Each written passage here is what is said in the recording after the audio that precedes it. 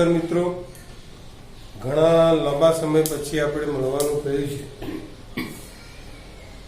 પણ એ સમયગાળામાં તમે ધોરણ 12ના ભૌતિક વિજ્ઞાનના જુદા જુદા લેક્ચરોનો અભ્યાસ કર્યો હશે.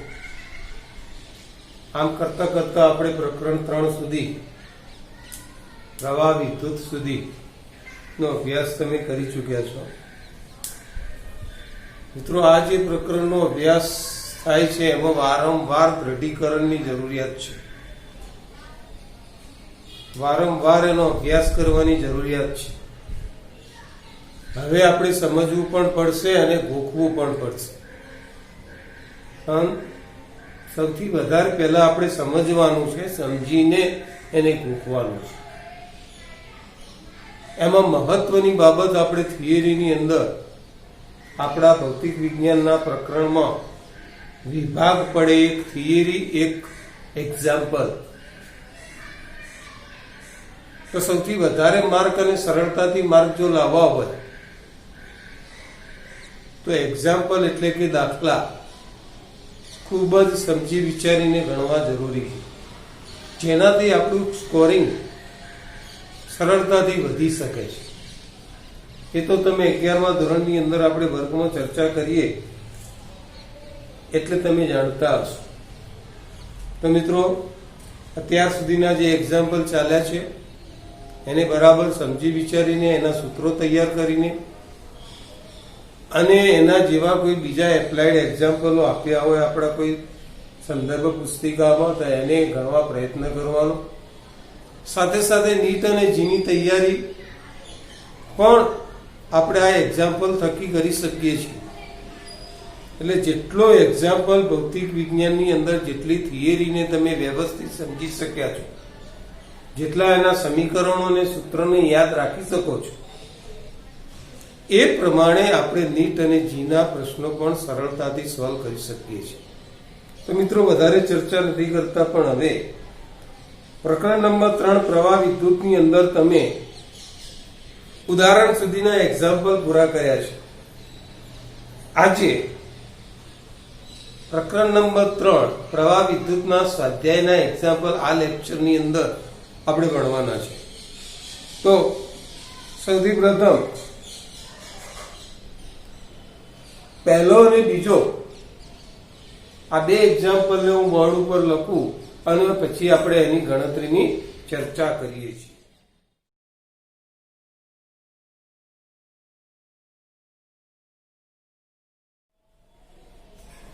મિત્રો, સ્વાધ્યાયના દાખલા નંબર 3.1 અને 3.2 ની રકમ આપણે બોર્ડમાં લખી છે. તમારી જોડે પણ ચોપડી હોવી જરૂરી છે. પાઠ્યપુસ્તકના સ્વાધ્યાયના એક્ઝામ્પલની રકમ પેજ નંબર 127 ઉપર ધ્યાનમાં રાખવાની છે. પુસ્તક સાથે લઈને બેસવાનું છે. નોટબુક, પેન, બધું, કેલ્ક્યુલેટર બધું સાથે લેવાનું છે. તો 3.1 ની રકમ આપણે વિચારીએ તો એમાં એવું છે કે કારની એક સંગ્રાહક બેટરીનું ઈએમએફ, કારની એક સંગ્રાહક બેટરીનું આ ઈએમએફ 12 વોલ્ટ છે. જો બેટરીનો આંતરિક અવરોધ 0.4 ઓહ્મ હોય તો આ મહત્તમ પ્રવાહ બેટરીમાંથી કેટલો મહત્તમ પ્રવાહ ખેંચી શકીએ. મિત્રો, ઘટના આવી પડે છે કે અહીંયા આગળ આપણે ધારો કે એક આ બેટરી છે. આ બેટરીને પરિપથ દ્વારા જો આપણે સમજીએ તો આવી એક બેટરી છે. દરેક બેટરીને પોતાનો આંતરિક અવરોધ છે. આ બેટરીને આપણે અવરોધક વડે જોડવામાં આવે, અવરોધ R વડે, ત્યારે બેટરીમાંથી પ્રવાહ પસાર થાય. આ આંતરિક અવરોધ, આ એનું ઈએમએફ. મિત્રો, જ્યારે બેટરીને આપણે કોઈ અવરોધ સાથે જોડીએ છીએ ત્યારે એ બેટરીનો ટર્મિનલ વોલ્ટેજ બને. પણ જ્યારે બેટરી કોઈ પણ પરિપથમાં જોડાયેલી ના હોય ત્યારે એ બેટરીને પોતાનું ઈએમએફ છે. એટલે બેટરી જ્યારે આવી પરિસ્થિતિમાં છે, અવરોધ સાથે જોડતા નથી, એ વખતે એનું ઈએમએફ એટલે કે E = 12 વોલ્ટ છે. જ્યારે એનો જે આંતરિક અવરોધ છે એ R is equal to 0.4 ohm છે. હવે આપણે આ બેટરીને કોઈ અવરોધક તાર સાથે જોડીએ છીએ. આ બેટરીને અવરોધક તાર સાથે જોડીએ. અવરોધક તાર સાથે જોડતો હવે આ બેટરીમાંથી પ્રવાહ પસાર થાય છે. આ અવરોધક સાથે આપણે જોડીએ છીએ, બેટરીમાંથી પ્રવાહ પસાર થાય છે. આપણો પ્રશ્ન છે બેટરીમાંથી કેટલો મહત્તમ પ્રવાહ I મેક્સિમમ ખેંચી શકાય. સ્વાભાવિક રીતે મિત્રો આપણે જાણીએ છીએ કે અહીંયા આગળ આ R અને આ બંને R શ્રેણીમાં જોડાય છે, એટલે આપણે એને R પ્લસ R કહી શકીએ. હવે પ્રવાહના સૂત્ર પ્રમાણે આપણે આવું મૂકી શકીએ કે I બરાબર V અપોન R. પણ બેટરી જ્યારે આની અંદર જોડાયેલી નથી એ વખતે V અને E બંને સમાન છે. તમે આને V કહો કે E કહો, પણ આપણે V એટલે શું? તો બેટરી પરિપથમાં જોડાઈ હોય ત્યારે ટર્મિનલ વોલ્ટેજ મળે, અને બેટરી પરિપથમાં ન જોડાયેલી હોય ત્યારે એનું EMF મળે. વાસ્તવમાં બંને V, E અને V આ રીતે આપણે માપીએ છીએ. તો અહીંયા આગળ જે આપણો R મળશે એ R પ્લસ R એટલે કે E અપોન આ R પ્લસ R જેટલો મળે. મિત્રો એનો અર્થ એ થાય કે આ જે પ્રવાહ છે એ પ્રવાહ આ આંતરિક આ બાહ્ય અવરોધના વ્યસ્ત પ્રમાણમાં છે. જો તમારે I મેક્સિમમ લેવો હોય, I મેક્સિમમ માટે R જેટલો નાનો હોય એટલો I મોટો લેવો હોય તો R નાનો લેવો પડે, વ્યસ્ત પ્રમાણ છે. તો R જેટલું તમે નાનો લેશો એટલો I મહત્તમ મળે. તો I મેક્સિમમ લેવા હોય તો R આપણે 0 મૂકવો પડે, અને પરિણામે આપણે આવું લખી શકીએ કે I મેક્સિમમ માટે E છેદમાં R ની કિંમત આપણે મૂકીશું 0 પ્લસ R, અને પરિણામે E અપોન R. હવે E ની કિંમત 12 છે, R ની કિંમત 0.4 છે, અને પરિણામે 12/4 તમે કરો અને સાદુરૂપ આપો એટલે કે પ્રશ્ન આવો થાય કે 120/4 કેલ્સી ઉપર સીધો તમને મળી જાય કે મહત્તમ પ્રવાહનો 30 એમ્પિયર મળે. તો કેટલીક વાર મિત્રો એક્ઝામ્પલ ને અનુલક્ષીને આપણે એની નાનકડો પરિપથ દોરીએ ને તો વધારે ખબર પડી જાય કે ભાઈ પ્રવાહનું સૂત્ર V/R થાય, પણ અહીંયા 2 R છે એ શ્રેણીમાં જોડાયેલા છે, એટલે E ભાગ્યા એનું શ્રેણી જોડાણ એટલે બંનેનો સરવાળો R પ્લસ R, અને એને અનુલક્ષીને આ સૂત્ર આપણને મળી શકે છે. સહેલો દાખલો છે. એની સાથે મિત્રો બીજો એક્ઝામ્પલ જોઈ લઈએ કે આની અંદર તમને કીધું છે કે 10 વોલ્ટ જેટલું EMF, અહીંયા જુઓ 10 વોલ્ટ જેટલું EMF એટલે આ E ની કિંમત આપી છે. 3 ઓહ્મ જેટલો આંતરિક અવરોધ એટલે આ સ્મોલ r ની કિંમત આપી છે. આંતરિક અવરોધ ધરાવતી બેટરીને એક અવરોધક સાથે જોડવામાં આવે છે. જો પરિપથનો પ્રવાહ એટલે આ પ્રવાહ જે છે એટલે I ની કિંમત આપી છે હોય તો અવરોધકનો અવરોધ કેટલો હશે તે ગણો. અહીંયા આગળ અવરોધકનો અવરોધ કેટલો હશે તે ગણો. જ્યારે પરિપથ જોડેલો હોય, મેં તમને વાત કરી કે બેટરી સાથે પરિપથ જોડાયેલો હોય અથવા બેટરીને પરિપથમાં જોડો ત્યારે એનો ટર્મિનલ વોલ્ટેજ મળે, અને બેટરીને જ્યારે કોઈ પણ સાથે જોડાણ ન કરો ત્યારે એનું EMF મળે. તો મિત્રો આને પણ આપણે થોડીક પરિપથ દ્વારા આપણે સમજીએ તો સમજી લો કે આ બેટરી છે અને આ બેટરીનો આંતરિક અવરોધ છે. બેટરીનો જે EMF છે એ 10 વોલ્ટ છે અને એનો આંતરિક અવરોધ R છે એ 3 ઓહ્મ છે. હવે એને એક અવરોધ સાથે જોડવામાં આવે છે, તો આપણે એનો એક અવરોધ જોડી દીધો. અવરોધ સાથે જોડ્યો એટલે અહીંથી આપણને પ્રવાહ પસાર થાય. આ પ્લસ આ માઇનસ, હંમેશા પ્રવાહ પ્લસમાંથી બહાર આવે.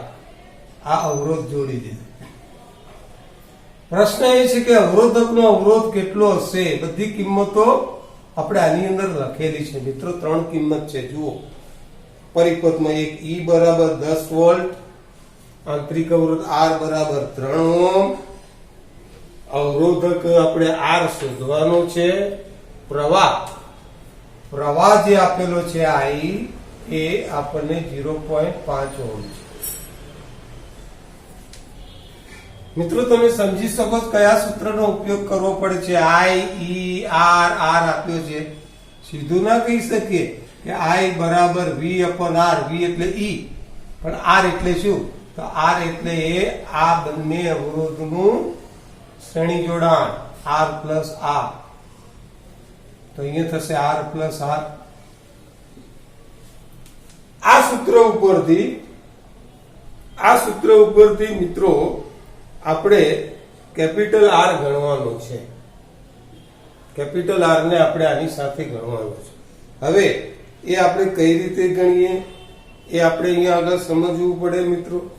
તો અહીંયા કેપિટલ R ને આપણે ગણવાનો છે તો ઘણી બધી પદ્ધતિ, તમને જે રીત ફાવે તે R પ્લસ R કરી દઈએ, E ભાગ્યા I કરી દઈએ, અને ત્યાર પછી તમે સમજી શકો કે કેપિટલ R શોધવાનું છે તો E ભાગ્યા I માઇનસ R આવું કરી દઈએ. તો E એટલે કેટલો છે? તો 10. I કેટલો છે? 0.5. R કેટલો છે? 3. હવે 10 ભાગ્યા 0.5 એટલે અહીંયા આગળ તમે ઉપર આમ મૂકી દો તો 100 થાય, ભાગ્યા 5 થાય, માઇનસ 3 થાય.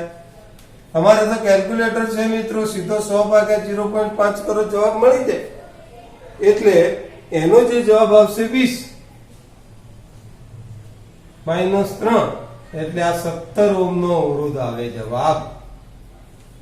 બોલો, સમજણમાં આવી ગયું? સમજણ પડી ગઈ મિત્રો? અહીંયા આગળ 17 ઓહ્મ આપણો જવાબ મળે. હવે બેટરીનો ટર્મિનલ વોલ્ટેજ મિત્રો, ટર્મિનલ વોલ્ટેજ એટલે બેટરી સાથે પરિપથ જોડાયેલો છે ત્યારે તમે એને V કહો છો. અને એ V ગણવા માટે મિત્રો ઓહ્મનો નિયમ R બરાબર V ભાગ્યા I. અહીંયા ધ્યાન રાખજો કે જ્યારે તમે V શોધતા હો,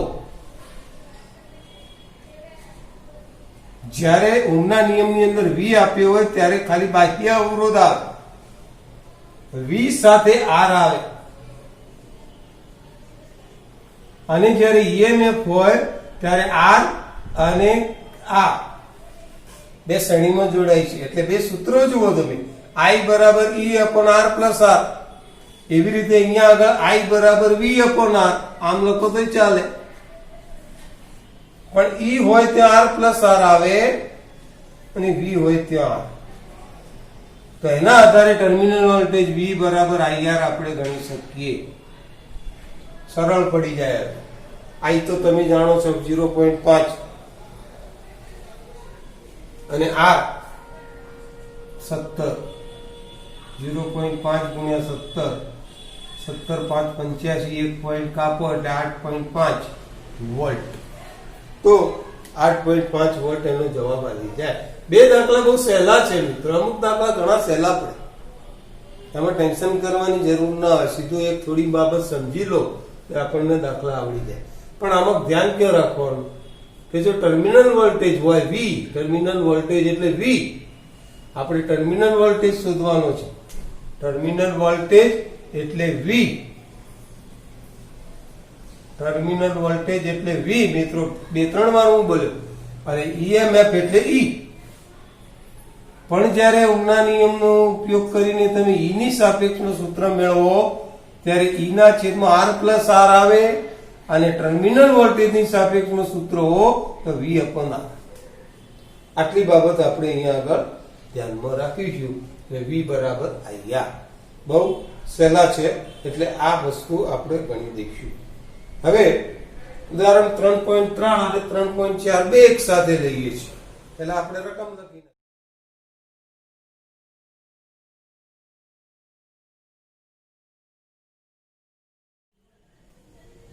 મિત્રો હવે સ્વાધ્યાયના દાખલા નંબર 3.3 અને 3.4 દાખલાની પદ્ધતિ એક જ પ્રમાણેની છે, પણ એના સિદ્ધાંતો અલગ છે.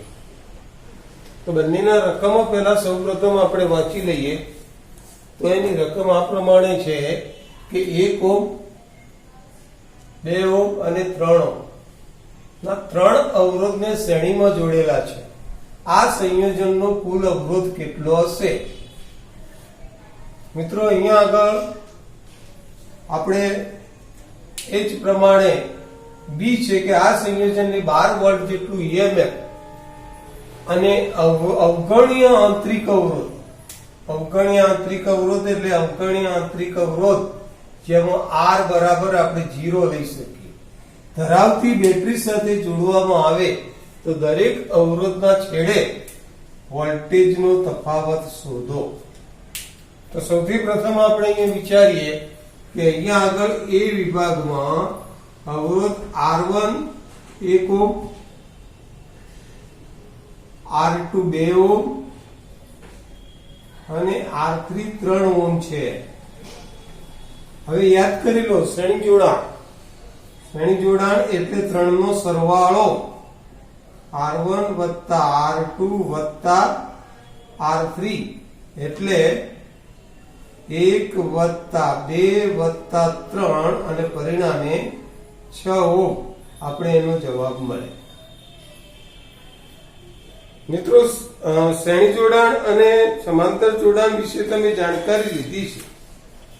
ખાલી એકલી થિયરીને ભૂખી નાખો એ વસ્તુ આપણે યોગ્ય નથી, પણ ભૂખવા સાથે એને સમજવાની પણ છે. શ્રેણી જોડાણમાં કયા મુદ્દા અગત્યના છે, સમાંતર જોડાણમાં કયા મુદ્દા અગત્યના છે. જેવી રીતે તમે કેપેસિટરનું શ્રેણી અને સમાંતર ભણ્યા, તો કેપેસિટરના શ્રેણી જોડાણના જે મુદ્દા છે એ જ અવરોધના સમાંતરના મળે, અને કેપેસિટરના સમાંતરના જે મુદ્દા છે એ અવરોધના શ્રેણીના મળે, અથવા અવરોધના શ્રેણી જોડાણના જે મુદ્દા છે એ કેપેસિટરમાં સમાંતરમાં મળે, અને અવરોધના સમાંતરના જે મુદ્દા છે એ કેપેસિટરમાં શ્રેણીમાં મળે. ક્રોસ થઈ જાય, ક્રોસ આવે. તો જેવી રીતે તમે જાણો છો કે આપણે શ્રેણી જોડાણના અવરોધનું સૂત્ર એટલે ત્રણેયનો સરવાળો. આપણે થોડુંક એને પરિપથ દ્વારા વિચારીએ તો આ પહેલો અવરોધ, આ બીજો અવરોધ, આ ત્રીજો અવરોધ, ત્રણેયને મિત્રો પાસે ગોઠવ્યા આપણે, અને એના સામસામેના છેડા જે આવતા હોય એને જોડી દીધા. આ બે મુક્ત છેડા છે એને આપણે આ અવગણ્ય અવરોધ ધરાવતી બેટરી સાથે જોડ્યા છે. એટલે અવગણ્ય બેટરી સાથે અહીંયા આગળ જોડવામાં આવે છે. એટલે મિત્રો એનો મતલબ એ થાય કે અહીંયા આગળ આપણે આ જે આવશે એનું સમાંતર એનું શ્રેણી જોડાણ થશે, અને આ એનું RS કહેવાય, શ્રેણી જોડાણ માટે કુલ અવરોધ. એટલે અહીંયા આગળ આપણને RS મળે.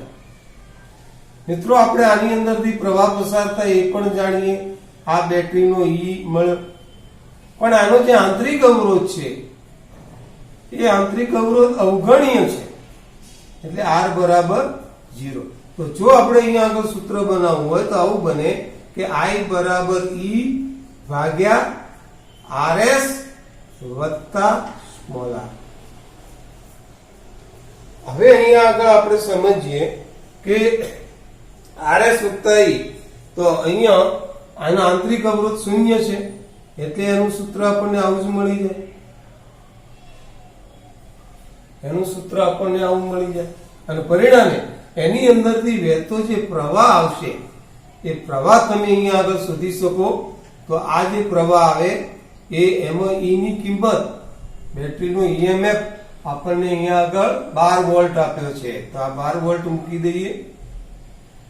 તો આ 12 વોલ્ટ એનો EMF, RS મળ્યો 6, એટલે પ્રવાહ તમને 2 ઓહ્મ, 2 એમ્પિયર. પ્રવાહ તમને 2 એમ્પિયર મળે. હવે દરેક અવરોધ આપણને શું કહે છે કે દરેક અવરોધને છેડે વોલ્ટેજનો તફાવત. મિત્રો શ્રેણી જોડાણ સમાંતર જોડાણના મુદ્દામાં એક મુદ્દો મહત્વનો આ છે કે જ્યારે અવરોધને તમે શ્રેણી જોડાણ કરો ત્યારે દરેક અવરોધમાંથી સમાન પ્રવાહ પસાર થાય. આમાંથી પણ I પ્રવાહ પસાર થાય, આમાંથી પણ I અને આમાંથી પણ I. પણ દરેક અવરોધના બે છેડા વચ્ચેનો વોલ્ટેજ જુદો જુદો હોય. આનો V1 હોય, આનો V2 હોય અને આનો V3 હોય. સમાંતરમાં ઊંધું થાય. તો પહેલા અવરોધના બે છેડા વચ્ચેનો તફાવત આપણે ગણવો હોય, જેને હું V1 કહું. પહેલા અવરોધના બે છેડા વચ્ચેનો તફાવત જો અહીંયા આગળ આપણે ગણવો હોય, જેને V1 કહું, તો V1 ઇઝ ઇક્વલ ટુ શું થશે? I into R1. સૂત્ર આપણે યાદ રાખીશું કે I બરાબર V ભાગ્યા R. તો V બરાબર IR. બીજા અવરોધના બે છેડા વચ્ચેનો તફાવત V2 બરાબર I into R2. ત્રીજા માટે I into R3. તો હવે તમે ગણી શકો છો સરળતા. ગણવાની કોઈ જરૂર નથી. છતાં જોઈ લઈએ કે I એટલે કેટલો? 2, R1 એટલે 1. તો આ થશે 2 વોલ્ટ. અહીંયા I એટલે 2, R2 2. આ થશે 4 વોલ્ટ. I એટલે 2, R3 3. આ થશે 6 વોલ્ટ. સરળતાથી ગણાઈ જાય. ચાલો એક્ઝામ્પલ છે મિત્રો 2, 4 અને 6 એનો જવાબ આવે. એ જ પ્રમાણે આવો જ દાખલો આમાં છે, પણ ફેર એટલો કે આ શ્રેણી જોડાણ છે, આ સમાંતર જોડાણ. આમાં પ્રવાહ સરખો તો એક જ, વોલ્ટેજ અલગ અલગ છે. જે વોલ્ટેજ અલગ અલગ છે, ટર્મિનલ વોલ્ટેજ, એટલે આપણે વોલ્ટેજ શોધ્યા. જ્યારે આમાં વોલ્ટેજ સમાન હોય, પ્રવાહ અલગ અલગ છે, એટલે શું આમાં પ્રવાહ શોધવાનો આવશે. તો હવે આની આપણે ચર્ચા કરીએ. તો આની અંદર R1 ની જે કિંમત આપીએ, પ્રથમ અવરોધ જે આપણને આપ્યો છે એ વિભાગ, આમાં પહેલો અવરોધ R1 બરાબર 2, R2 બરાબર 4, R3 બરાબર 5. હવે મિત્રો વિચારો, સમાંતર જોડાણ છે, ધ્યાન રાખજો. આ સમાંતર જોડાણ, જ્યારે અહીંયા હતું આ શ્રેણી જોડાણ. સમાંતર જોડાણમાં સરવાળો થાય, ટૂંકમાં યાદ રાખીશું. જ્યારે શ્રેણી જોડાણ એટલે 1/R વાળું સૂત્ર આવે. 3 અવરોધ છે માટે, પણ 2 હોય તો ગુણાકાર ભાગ્યા સરવાળો. તો 1/R is equal to 1/R1 વત્તા 1/R2 વત્તા 1/R3. તો 1/R એટલે R1 એટલે 1/2, 1/4 અને 1/5. હવે આનું તમે સાદુરૂપ આપો, એટલે સાદુરૂપ આપતા આપતા જો લસા લેવું પડે, તમે જે રીતે સાદુરૂપ આપતો કેલ્ક્યુલેટર તમારી જોડે છે અને કેલ્સી ઉપરથી તમે ગણી શકો છો. પણ જો આપણી રીતે ગણવું 2, 4 અને 5, 2, 4 અને 5 નો લસા 20 આવે. તો આને કેટલા વડે ગુણો તો 20 આવે તો 10 વડે એટલા જ ઉપર ગુણો. અને કેટલા વડે ગુણો તો 20 આવે તો 5 વડે, તો એટલા જ ઉપર મૂકો. અને કેટલા વડે ગુણો તો 20 આવે 4 વડે, એટલા જ ઉપર મૂકો. અને પરિણામે 10 ને 5 15 ને 4 19, 19 ભાગ્યા 20. આ 1/R ની કિંમત. પણ આપણે તો R શોધવાનું છે, એટલે મિત્રો આપણે સમજી શકીએ કે ઉલટાઈ જશે. R બરાબર 20 ભાગ્યા 1900. તો આ પહેલા પ્રશ્નનો જવાબ. હવે એને અનુલક્ષીને આપણે પરિપથ વિચારીએ. તો આ પહેલો અવરોધ. મિત્રો, સમાંતર જોડાણની અંદર અવરોધોને એકબીજાની નીચે ઉપર નીચે મૂકવાના છે. ત્યારે અહીંયા બાજુ બાજુમાં ગોઠવવાના છે, પાસ પાસે ગોઠવવાના. સીધી અવરોધ અહીંયા આગળ ઊભી લાઈનની અંદર નીચે મૂકવાના છે.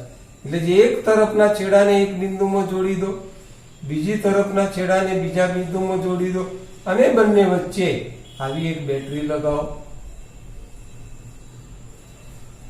મિત્રો આની અંદર પણ તમે જુઓ કે આપણે પહેલો પ્રશ્ન પૂરો કર્યો. આની અંદર પણ લખ્યું છે તમને કે અવગણ્ય આંતરિક અવરોધ.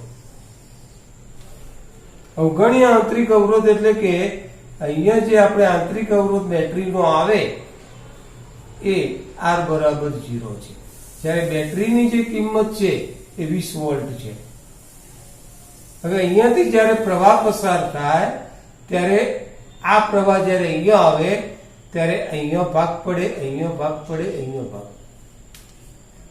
મિત્રો સમાન ભાગ ક્યારે પડે કે જયારે ત્રણ અવરોધ સરખા હોય ત્યારે સમાન ભાગ પડે. પણ અહીંયા ત્રણ અવરોધ સરખા નથી, કારણ કે આ અવરોધની જે કિંમત છે એ 2 ઓહ્મ છે, આ અવરોધની જે કિંમત છે એ 4 ઓહ્મ છે અને આ અવરોધની જે કિંમત છે એ 5 ઓહ્મ છે. પરિણામે આમાંથી પસાર થતો જે પ્રવાહ છે એ પ્રવાહ I1, આમાંથી જે પ્રવાહ પસાર થાય છે એ I2 અને ત્રીજામાંથી જે પ્રવાહ પસાર થાય છે I3. હવે મિત્રો ત્રણેય માટે ત્રણેયનો ટર્મિનલ વોલ્ટેજ E એ તો સરખો હોય, ટર્મિનલ વોલ્ટેજ V સરખો હોય એટલે હવે આંતરિક અવરોધ 0 છે. પરિણામે આ ટર્મિનલ વોલ્ટેજને તમે EMF ને V કહી શકો છો. એટલે હવે જો દરેક અવરોધમાંથી પસાર થતો આપણે પ્રવાહ મેળવવો હોય તો સૌથી પ્રથમ આને આપણે બ્લોક કરી દેવા, એટલે કે R1 અને E અને I. તો અહીંયા I1 મળે, R1 I1 અને E. અને આપણે સૂત્ર બનાવીએ તો એનું સૂત્ર આવું મળે કે I1 is equal to E upon R1. E upon R1. આવી રીતે આપણને મિત્રો પહેલું સૂત્ર મળે. ત્યાર પછી બીજું સૂત્ર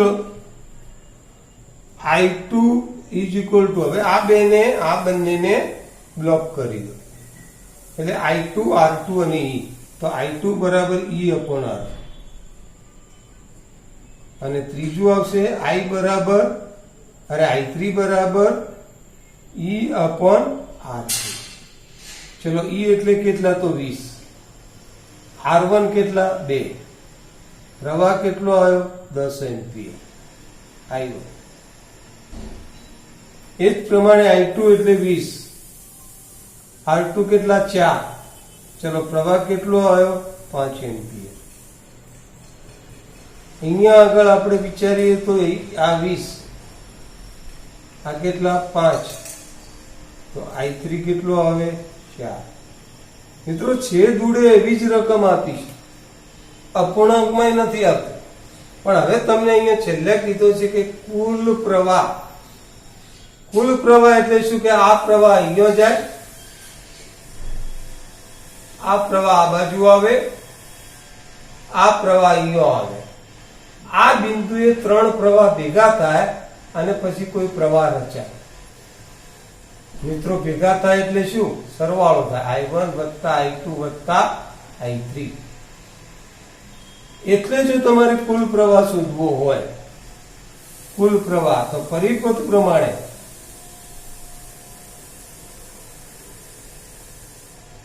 કિર્ચોફનો પહેલો નિયમ લાગ્યો. અહીંયા જંકશન બિંદુ પાસે ભેગા મળતા વિદ્યુત પ્રવાહનો બેઝિક સરવાળો 0 થાય અથવા બહાર આવતો પ્રવાહ અને દાખલ થતો પ્રવાહ સરખો થાય. તો બહાર આવતો પ્રવાહ કેટલો? I.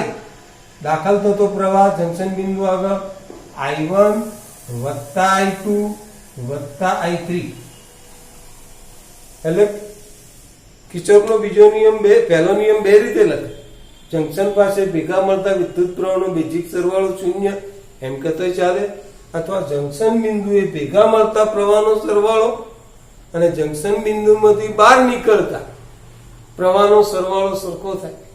એ બહાર નીકળતો પ્રવાહ તો I છે, અંદર દાખલ થતો પ્રવાહ I1 I2 અને I3. એ જ ઘટના તમે અહીંયા પણ સમજી શકો છો. એટલે હવે તમે સીધું ગણી શકો કે ભાઈ આ જે થશે 10 વત્તા 5 અને વત્તા 4 બરાબર 19 એમ્પિયર. મિત્રો એકદમ સરળ દાખલા છે. 11માં જે તમે અમુક ઘણા બધા અઘરા દાખલા ગણ્યા, સમજણ ના પડે એવા, એના કરતા તો આ દાખલા ઘણા સારા છે, આવડી જાય એવા છે. થોડીક જાણકારી રાખો, થોડીક એના ઉપર થોડીક મહેનત કરો, સરળતાથી આ દાખલા આવડી જાય. તો હવે મિત્રો આપણે 3.5 એક્ઝામ્પલ ઉપર જઈએ.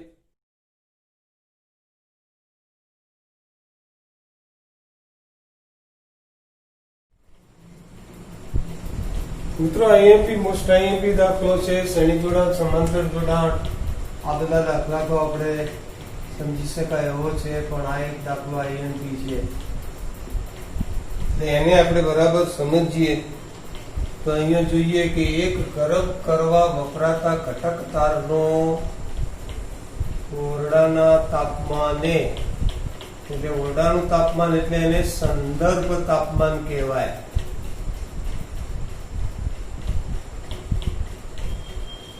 જેને તમે R θ0 અથવા તો R0 પણ કહી શકો છો, અથવા θ0. આ ઓરડાના તાપમાને, ઓરડાનું તાપમાન એટલે સંદર્ભ તાપમાન, એનું 27 ડિગ્રી સેલ્સિયસ છે સંદર્ભ તાપમાન, જેને તમે θ0 કહી શકો છો અથવા ખાલી 0 પણ કહી શકો છો, θ0. પણ અહીંયા θ0 એ 0 એ નથી, 27 છે. એનો અવરોધ તમે 100 સેલ્સિયસ તાપમાને, સંદર્ભ તાપમાને જે અવરોધ છે એને તમે Rθ0 કહો છો અથવા R0 કહો છો. જો એના અવરોધકના દ્રવ્યના તાપમાનનો અવરોધક ગુણાંક એટલે આ આપણો આલ્ફા થયો, તો આપેલો હોય તો તારનો અવરોધ 117 ઓહ્મ થાય એટલે R છે. R એ શું છે? થીટા તાપમાને. R ને થીટા તાપમાને અવરોધ કહેવાય, એટલે અહીંયા થીટા સૂત્ર. મિત્રો એ ધ્યાન રાખજો કે સંદર્ભ તાપમાને અવરોધ એટલે R થીટા છે. સંદર્ભ તાપમાન, સંદર્ભ તાપમાન, સંદર્ભ એટલે શરૂઆત નું તાપમાન. ઓરડાનું તાપમાન પણ હોય અને 0 ડિગ્રી સેલ્સિયસ પણ હોય, ઓરડાનું પણ હોય અને 0 ડિગ્રી સેલ્સિયસ પણ હોય. જ્યારે આ એના પછી થીટા તાપમાને અવરોધ એટલે R થીટા. સંદર્ભ તાપમાન પછી તાપમાન વધતું જાય અને અંતિમ તાપમાન જે આવે એને થીટા તાપમાન કહેવાય, એટલે આ એનું અંતિમ તાપમાન છે. મિત્રો અહીંયા કઈ કઈ બાબત આપણને આપી છે? તો સંદર્ભ તાપમાને અવરોધ, ઓરડાના તાપમાને અવરોધ, ઓરડાના તાપમાને, ઓરડાનું તાપમાન એટલે સંદર્ભ તાપમાન,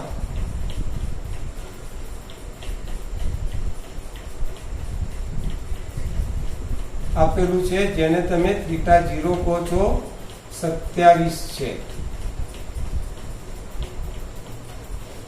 જ્યારે એ વખતનો અવરોધ એને તમે Rθ0 કહો છો. ઓરડાના તાપમાને અવરોધ, સંદર્ભ તાપમાને અવરોધ, જે તમને આપણે 100 ઓહ્મ આપ્યા છે. પછી એમ કે છે કે હવે એનું તાપમાન આપણે વધારતા જઈએ છીએ, વધારતા જઈએ છીએ, વધારતા જઈએ છીએ, અને વધારતા વધારતા એનું તાપમાન આપણે થીટા કરીએ છીએ. એનું તાપમાન 27 સેલ્સિયસ થી એનું તાપમાન વધતું જાય છે અને ક્યાં સુધી લઈ જઈએ છીએ? થીટા. એ આપણે જાણતા નથી. તો થીટા તાપમાને લઈ જઈએ એ વખતે અવરોધ R છે. એ વખતનો અવરોધ R એ તમને આપ્યો છે 117 ઓહ્મ. તો તમારે એ જ્યારે અવરોધ 117 ઓહ્મ થાય ત્યારે એનું તાપમાન થાય. મિત્રો એનો અર્થ એ જો જેમ તાપમાન વધે એમ અવરોધ વધે. 27 સેલ્સિયસ તાપમાને અવરોધ 100 ઓહ્મ છે 28 કરો અવરોધ વધે, 29 કરો અવરોધ વધે, 30 કરો એ અવરોધ વધે. અવરોધ વધતો 117 ઓહ્મ થાય તો તાપમાન કેટલું થાય એ આપણે ગણવાનું છે. તો સીધી બાબત છે મિત્રો. એના માટે આપણે આ સૂત્ર વાપરી શકીએ કે આર થીટા, થીટા તાપમાને અવરોધ, આ થીટા તાપમાન અને થીટા તાપમાને અવરોધ, આ થીટા 0 તાપમાન અને થીટા 0 તાપમાને અવરોધ, સંદર્ભ તાપમાન અને સંદર્ભ તાપમાને અવરોધ, થીટા તાપમાન અને થીટા તાપમાને અવરોધ. સૂત્ર આવું થાય.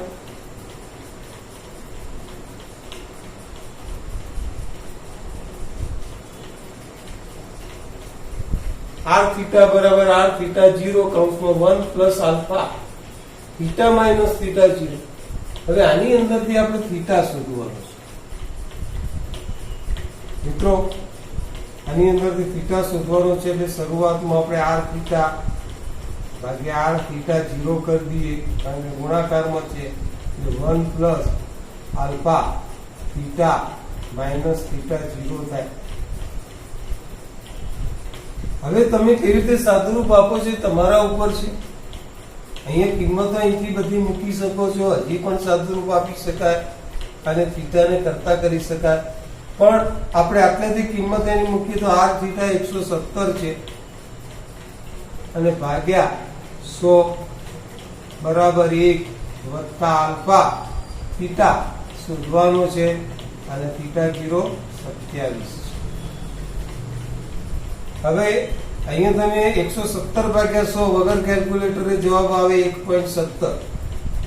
1 ને આ બાજુ લાવો એટલે minus 1 is equal to alpha theta minus 27. Alpha શોધવાનો છે. અહીંયા આગળ આલ્ફાની કિંમત આપણને આપેલી છે તો આટલેથી આપણે આલ્ફાની કિંમત મૂકી દઈએ કે ભાઈ અહીંયા આલ્ફાની કિંમત આપણને આપી છે. એ પણ અહીંયા લક્ષમાં રાખજો કે અવરોધક તાપમાન ગુણાંક આલ્ફા બરાબર 1.7 ગુણ્યા 10⁻⁴ અંશ સેલ્સિયસ ઇન્વર્સ. તો આપણે એ કિંમત પણ મૂકી શકાય. 1.7 ગુણ્યા 10⁻⁴ થીટા માઇનસ 27. હવે આપણે થીટા શોધવો હોય તો આખા કૌંસને કરતા ઇઝ ઇક્વલ ટુ 1.17 માઇનસ 1 ભાગ્યા 1.7 ગુણ્યા 10⁻⁴. મિત્રો 1.17 માઇનસ 1 કેલ્ક્યુલેટરની જરૂર ન પડે, 0.17 થાય. છેદમાં 1.7 10⁻⁴ છે એને ઉપર લઈ જાઓ એટલે થાય 10⁴. મિત્રો અહીંયા આગળ તમે સમજી શકો કે આની તમે 0.17 ગુણ્યા 10⁴ કરો ને એટલે 1000 જવાબ આવે. અરે સોરી 1700 જવાબ આવે. 0.17 ગુણ્યા 10⁴, તો 0.17 ગુણ્યા 10⁴ કરશો એટલે તમને એટલો જવાબ આવશે. અને એને આધારે જ્યારે તમે એનું સાદુરૂપ આપશો 1700, હવે આ 1700 જવાબ આવે તો અહીંયા આગળ 1.7 આ રીતે જવાબ આવે. હવે તમે એનું જયારે સાદુરૂપ આપીને છેદ ઉડાડશો ત્યારે આ જે જવાબ આવશે 1000 થઈ જશે અને પરિણામે થીટા માઇનસ 27 બરાબર 1000. પરિણામે theta is equal to 1000 plus 27 એટલે આ જવાબ આવશે 1027 અંશ સેલ્સિયસ. મિત્રો આ પ્રમાણે આપણે એનું એક્ઝામ્પલ લઈ શકીએ છીએ. હવે આવો જ એક એક્ઝામ્પલ છે પણ એ 3.7 માં આપ્યો છે. એટલે આવો જ એક્ઝામ્પલ છે એને આપણે એના જેવો જ છે એટલે લઈ લઈએ. 3.6 થોડો અલગ છે તો પહેલા આપણે 3.7 લઈ લઈએ, આના જેવો જ છે એટલે તમને વધારે સમજ પડશે.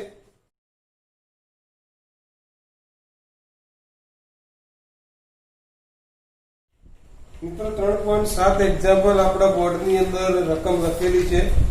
તમે તમારા પાઠ્યપુસ્તકની અંદર રકમને વાંચો, વિચારો શું આપ્યું છે. તો આ રકમની અંદર આપ્યું છે કે ચાંદીના તારનો 27.5 મિત્રો 27.5 સેલ્સિયસ શરૂઆતનું તાપમાન છે, સંદર્ભ તાપમાન, એટલે તમે એને θ0 કહી શકો છો. 27.5 સેલ્સિયસ. આ 27.5 સેલ્સિયસ એનો અવરોધ એટલે rθ0 2.1 ઓહ્મ છે. હવે જુઓ, હવે બીજું તાપમાન આપ્યું છે 100 સેલ્સિયસ તાપમાન. આ 100 સેલ્સિયસ તાપમાન, બીજું જે તાપમાન આપ્યું એને થીટા કહેવાય. 100 સેલ્સિયસ તાપમાને અને એનો અવરોધ આપ્યો છે એ rθ આપ્યો છે 2.7. મિત્રો શું શોધવાનું છે? પેલા આના પરથી સૂત્ર વિચારીએ તો rθ0 rθ બરાબર rθ0 1 પ્લસ આલ્ફા θ માઇનસ θ0. આ 1 2 3 4 અને 5 કિંમતો છે. 4 તમારી સામે છે. વગર જોતે આપણે એમ કહી શકીએ કે અહીંયા આલ્ફા શોધવાનો છે.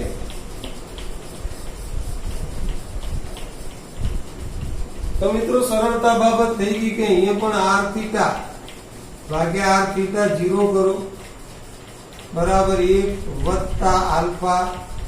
થીટાની કિંમત આપણે 100 માઇનસ 27.5 અને પરિણામે હવે આપણે આલ્ફા શોધવું છે. તો હવે સોરી, અહીંયા હાલ આપણે કિંમત નથી મૂકતા, બધી કિંમત સાથે મૂકી. તો rθ ની કિંમત આપણે મૂકીશું 2.1 2.7. rθ ની કિંમત 2.1 બરાબર 1 વત્તા આલ્ફા કૌંસમાં 100 માઇનસ 27.5. હવે અહીંયા તમે સમજી શકો કે 2.7 ભાગ્યા 2.1 કરી નાખો અને એની સાપેક્ષની અંદર તમે અથવા તો પછી તમે આવું કરો કે 2.7 ભાગ્યા 2.1 માઇનસ 1. તમને જે રીતે સાદુરૂપ ફાવે એ રીતે મિત્રો તમે આપી શકો છો. 100 માઇનસ 27.5 સાદુરૂપ તમને જે રીતે ફાવે એ રીતે તમે આનું સાદુરૂપ સરળતાથી આપી શકો છો. સાદુરૂપ આપતે આવડવું જોઈએ. હવે મિત્રો એનો લસા લેવો, અહીંયા ગુણવું પડે.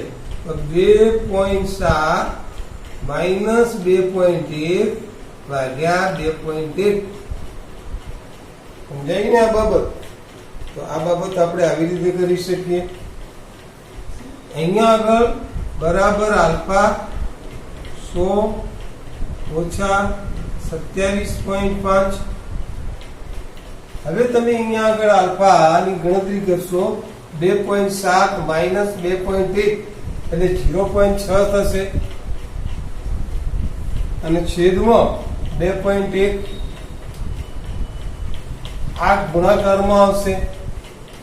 તમે 100.0 છે એની અંદરથી 27.5 કેલ્શિયમ ઉપર બાદ કરો છો તો અહીંયા 10 માંથી 5 જાય તો 5, 9 માંથી 7 જાય તો 2 અને અહીંયા પણ 9 માંથી 2 જાય તો 7. 72.5 એનો આપણને માહિતી મળે.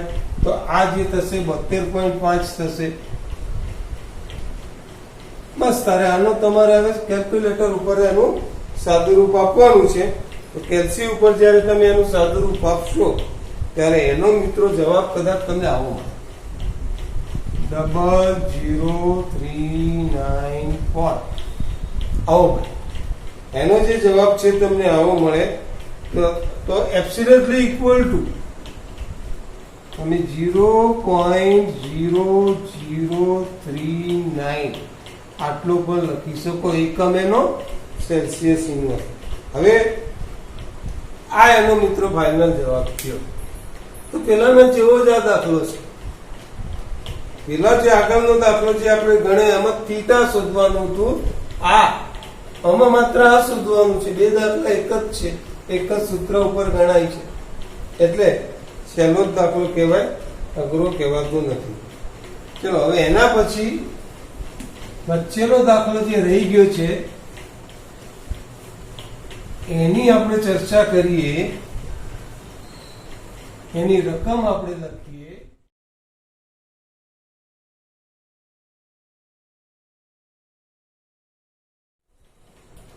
મિત્રો 3.6 આપણે બાકી રાખીને 3.7 ગણ્યો હતો, કારણ કે 3.5 અને 3.7 એક જેવા હતા એટલે જલ્દી સમજણમાં આવે. હવે આપણે 3.6 ગણીએ. એની રકમ છે કે 15 મીટર લંબાઈના, એટલે તમને અહીંયા લંબાઈ આપી અને 6 × 10⁻⁷ મીટર સ્ક્વેર ક્ષેત્રફળ આપી છે, એટલે એ તમે એ લખી શકો. 6 × 10⁻⁷ ધરાવતા તારમાંથી અવગણી શકાય તેટલો ઓછો પ્રવાહ, એટલે મતલબ કે અવગણી શકાય તેટલો ઓછો પ્રવાહ એટલે 0 ની નજીક નો પ્રવાહ જે આપણે ધ્યાનમાં લેવાનો નથી, પસાર કરવામાં આવે છે ત્યારે તેનો અવરોધ 5 ઓહ્મ છે. બીજો અહીંયા અવરોધ આપ્યો છે 5 ઓહ્મ. આ પ્રયોગ કરવાના તાપમાને તારના દ્રવ્યની અવરોધકતા ρ કેટલી થાય? મિત્રો R, A, N, ρ સાથે સંબંધ ધરાવતા સૂત્રને યાદ કરો. અવરોધ એ તાપમાનના સમપ્રમાણમાં હોય, અવરોધ એ આડછેદના ક્ષેત્રફળના વ્યસ્ત પ્રમાણમાં હોય. બંનેને જે ભેગું કરો તો અવરોધ ચલે છે L/A, અને જો એનો આ ચલન કાઢી નાખો તો આપણું આ સૂત્ર મળે, R = ρL/A.